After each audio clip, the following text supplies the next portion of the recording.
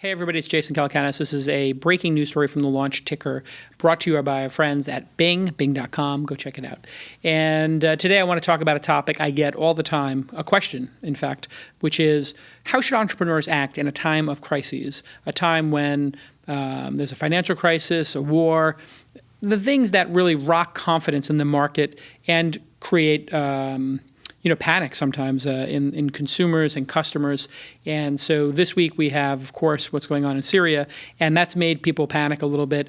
Oh my God, is this going to be another war? What impact is this going to have on the economy? What impact is it going to have on people's lives? It's very serious stuff. And so I wanted to just talk today a little bit about what I've learned, having run companies for 20 years and invested in about 40 of them, with regard to what entrepreneurs and founders should do when there's a crisis going on. And so let's just talk here about what actually happens during a crisis for startups.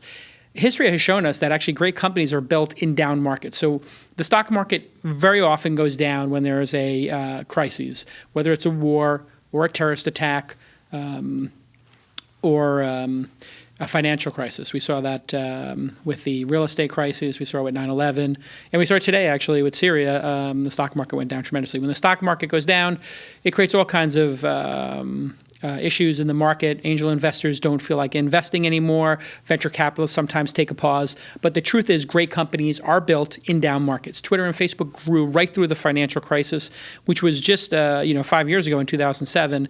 And they had 60 million monthly active users in 2007, but the MAUs went to 200 million in the spring of 2009.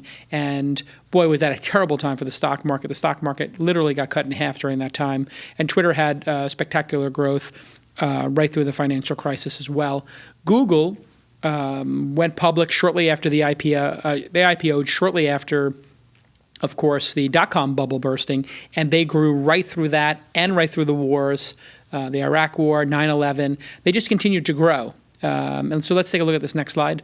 Here you see the Dow Jones, which crashed in, and here it is from September all the way through March, getting absolutely demolished and just getting cut in half. Let's go to the next slide. And there's Facebook's growth during the same period. And go to the next slide, and you can see here tremendous growth in the period when most people were in absolute panic about their portfolios and the market. And it seemed like venture capitalists had no problem investing in Facebook at very high valuations, in fact.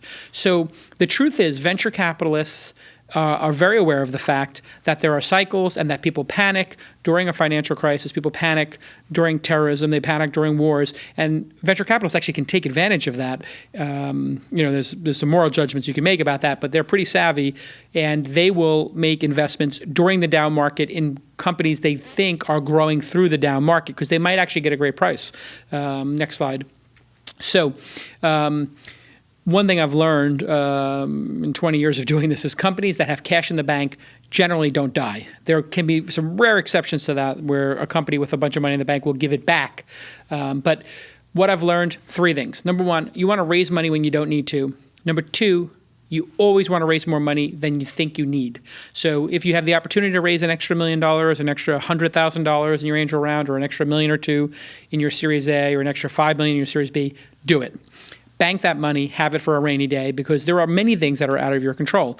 And raise more money than you think you need, and raise it when you don't need to. Absolutely key. And you want to have a revenue stream in place, even if it's just a trickle, and you're not focused on that, but you're focused on growth. Have a revenue stream in place, or have really thought about what your revenue possibilities are and have a plan to engage to get revenue if you need to. Because if you can't raise money, and you've got 12 months of runway and a financial crisis happens, you might go out of business.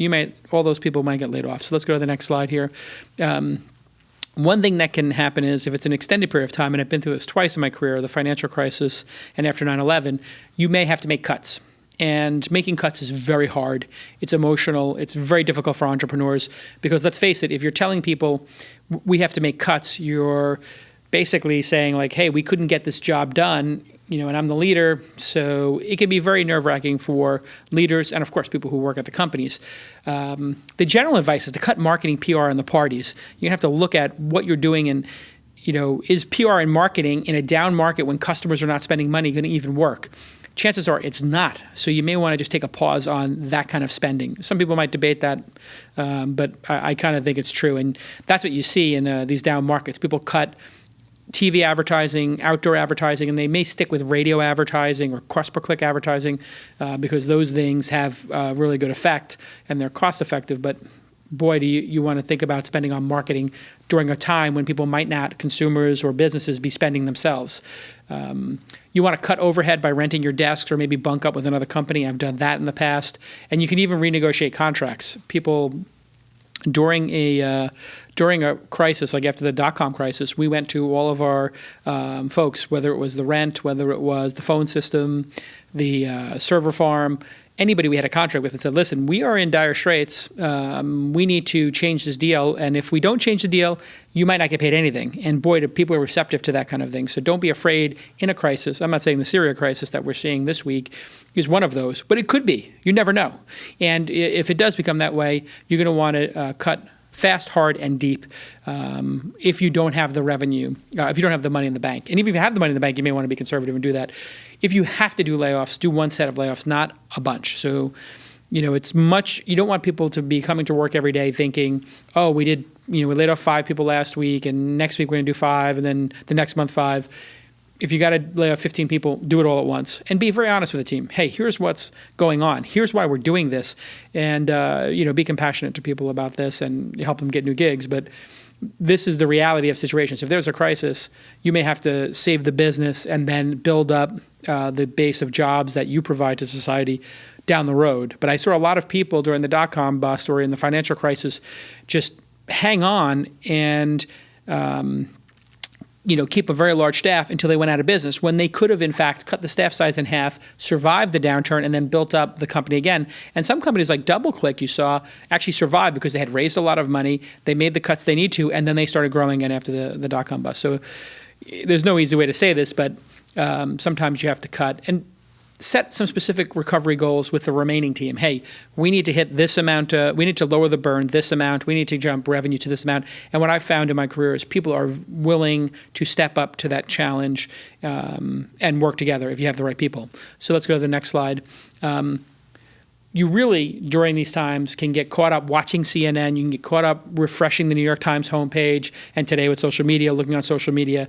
And I saw this during, the financial crisis, where people were just going to, Google Finance or Yahoo Finance all day long and talking about the stock market losing money when they should have been focused on answering the question, do your customers love your product? Or do you have the best possible team?